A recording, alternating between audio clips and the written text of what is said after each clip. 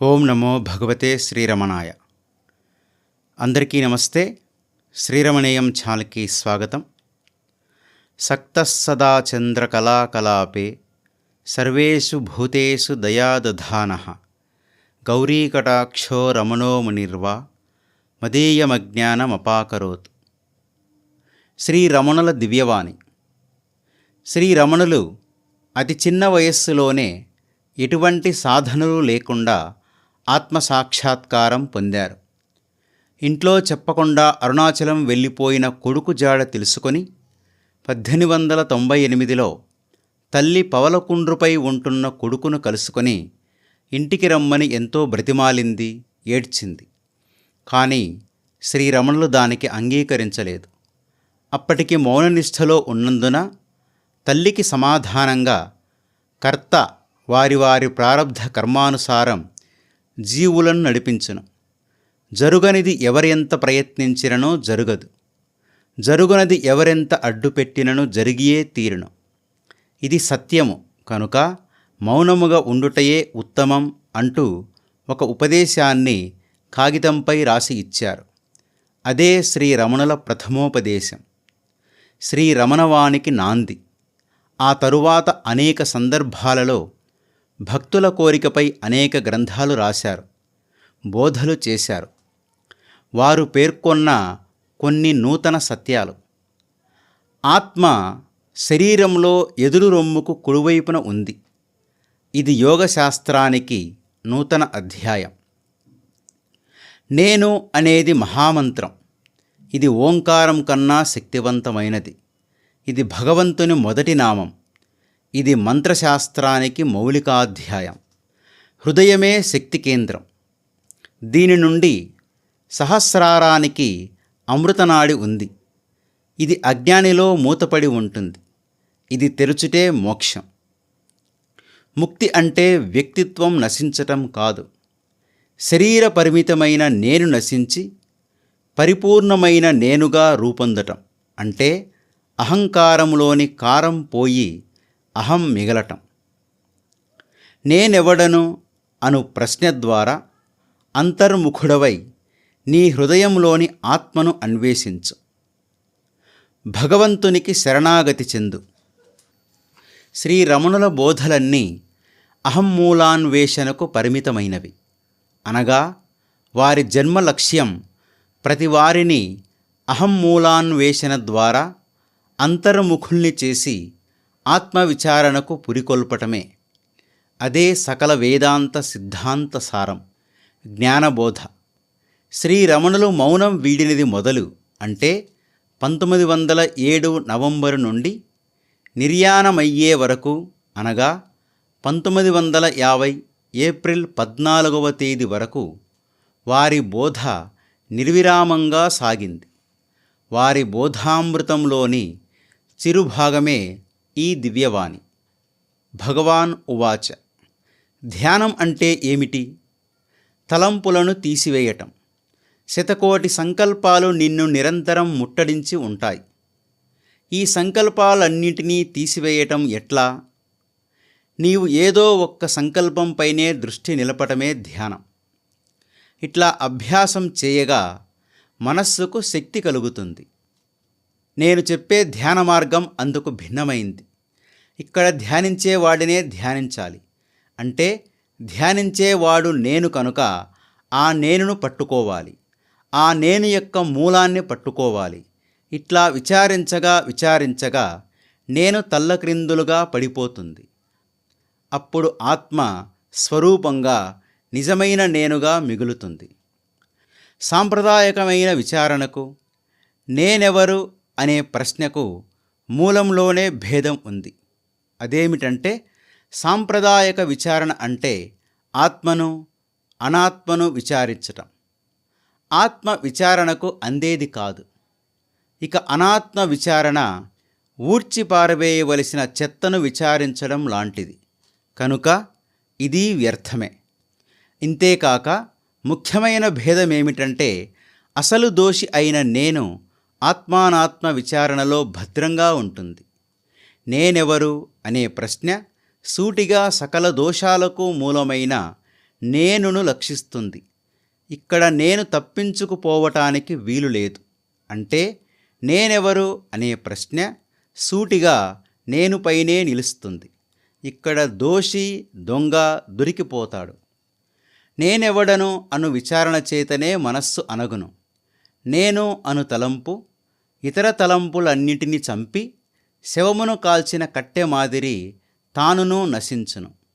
నిజమైన నేను బద్దలు కొట్టడానికి వీలు లేనట్టిది. ఆది అంతములు లేనిది, అంటే అనంతమైనది. మిథ్యా నేను ఈ అనంత సాగరము నుండి బుడగలా పుట్టుకు వస్తుంది. దీనినే ప్రథమ తలంపు లేక జీవుడు అని కూడా అంటాం.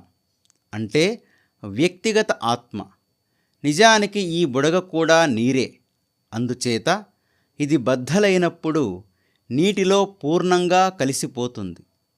ఇది బుడగగా ఉన్నప్పుడు కూడా సముద్రంలో ఒక భాగంగానే ఉంది. ఈ సరళ సత్యాన్ని విస్మరించి భక్తి, కర్మ, జ్ఞానయోగాలంటూ ఎన్నెన్నో సిద్ధాంత రాద్ధాంతాలు తలెత్తాయి. ఎంతో చాతుర్యంతో యుక్తితో గ్రంథాలను పెంచేశారు. ఈ గందరగోళంలో అసలు సత్యం విస్మరించబడింది. సాధకులు తికమక పడుతున్నారు. నేనును విచారించుటే సూటి అయిన మార్గం. నిఖిలమునకు కారణమైన నేనును విచారించకుండా ఇంద్రియములు, మనస్సు, బుద్ధి అంటూ తనకన్యమైన వాటిని విచారిస్తే ప్రయోజనం లేదు.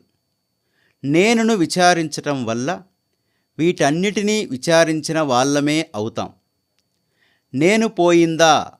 నేనును ఆశ్రయించుకొని బ్రతుకుతున్న ఇంద్రియములు, మనస్సు, బుద్ధి సహజంగానే అదృశ్యమవుతాయి. నేను అనునది మహామంత్రం. నేను అనునదే భగవంతుని మొదటి పేరు కనుక ఇది ఓంకారము కన్నా శక్తివంతమైంది. విచారణ చేయలేని వారు ఈ మంత్రాన్ని అభ్యాసం చేయవచ్చు. నీవెవరివో తెలుసుకో, అది మొట్టమొదట నీవు చేయవలసింది. దీనికి శాస్త్రాలు, పాండిత్యము అక్కర్లేదు. నేను అను తలంపు పుట్టిన తరువాతే ఈ నేనును ఆశ్రయించుకొనే క్షణక్షణం మారే తలంపులు పరంపరగా పుడుతున్నాయి. కనుక ఈ నేను ఎవరు అని నిరంతరం ప్రశ్నిస్తే ఈ నేను అదృశ్యమై నిజమైన నేను అనుభవమవుతుంది. నిద్రపోయే ముందు, నిద్ర నుండి మేల్కొన్న వెంటనే నేనెవడను అని ప్రశ్నించుకోవాలి. ఇవి ధ్యానానికి ఉత్తమ సమయాలు.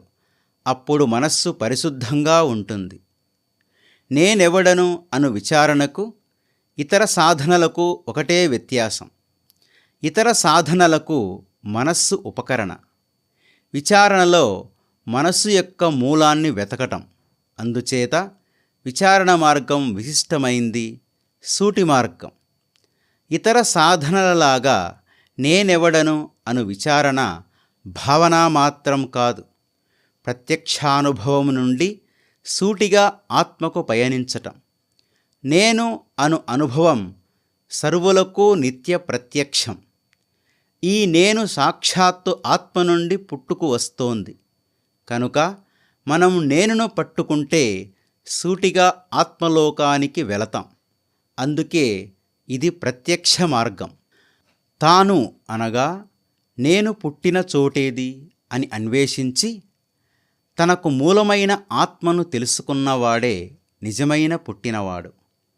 ఆ రోజే నిజమైన జయంతి. ఈ మునీంద్రుడే నిత్యుడు, నవీనుడు. మనలో రెండు నేనులు ఉన్నాయి. ఒకటి సత్యమైన నేను, రెండు మిథ్యా నేను. తన్ను తాను విచారించగా మిథ్యా నేను అదృశ్యమవుతుంది. ఇది ఆత్మహత్యతో సమానం. అప్పుడు నిజమైన నేను మిగులుతుంది. ఇదే ముక్తి, మోక్షం. నేను అని తొలి తలంపు పైనే పంచకోశాలతో కూడిన మూడు అనగా స్థూల, సూక్ష్మ, కారణదేహాలు నిలిచి ఉన్నాయి. నేను పడిపోతే ఈ మూడు దేహాలు తమంతట తామే పడిపోతాయి. కనుక పంచకోశాలను విచారించడంతో కాలం వ్యర్థం చెయ్యకుండా సూటిగా అంతర్ముఖమైన మనస్సుతో నేను యొక్క పుట్టుక స్థానాన్ని విచారించాలి. ఇలా విచారించగానే ఈ నేను పడిపోతోంది. దీనితో పాటు 3 దేహాలు కూలిపోతాయి. కనుక విచారించవలసింది నేనును. ఇది సూటి మార్గం. ప్రతివారు సాధన చేయాలని త్వరపడుతూ ఉంటారు. ఒక్కరూ సాధన చేసేదెవరు అని ప్రశ్నించుకోవడం లేదు. నేను అనేవాడే సాధకుడు. కనుక ప్రతివారు సూటిగా నేనెవడను అని ప్రశ్నించుకోవాలి. ఈ ప్రశ్న నిర్మలమైన మనస్సుకు సహజంగా కలుగుతుంది. మనస్సును నిర్మలపరుచుకోవటానికి ఎన్నో సాధనలు ఉన్నాయి. నేనెవడను అను ప్రశ్న సూటిగా ఆత్మ దగ్గరకు తీసుకువెళుతుంది. కోర్కెలను తీర్చడం ద్వారా మనం ఎన్నటికీ శాంతిని పొందలేం. అక్షయంగా కోర్కెలు వస్తూనే ఉంటాయి. కోర్కెలను బలవంతంగా ఆపడం కూడా మంచిది కాదు. అట్లా కొంతకాలం ఆపగలిగినా అవి రెట్టింపు బలంతో విజృంభిస్తాయి. కోర్కెలు లేకుండా చేసుకోవటానికి ఒకే ఒక మార్గం ఉంది. ఈ కోర్కెలు ఎవరికి అని ప్రశ్నించుకోవాలి. అప్పుడు కోర్కెలకు మూలమైన నేను పడిపోతుంది. ప్రతివారు ప్రతి క్షణము నేనును అనుభవిస్తున్నా దృష్టి బాహ్యముఖమై ఉండటం వల్లనే నేనును గమనించలేకపోతున్నారు. మన దృష్టి నేను వైపు తిరిగితే చాలు, జ్ఞానోదయం అవుతుంది. ఆత్మవైపుకు మన దృష్టిని మళ్లించడానికే ఋషులు, పవిత్ర గ్రంథాలు ప్రయత్నించేది. ఈ విశ్వమంతా భగవంతుని ఆట.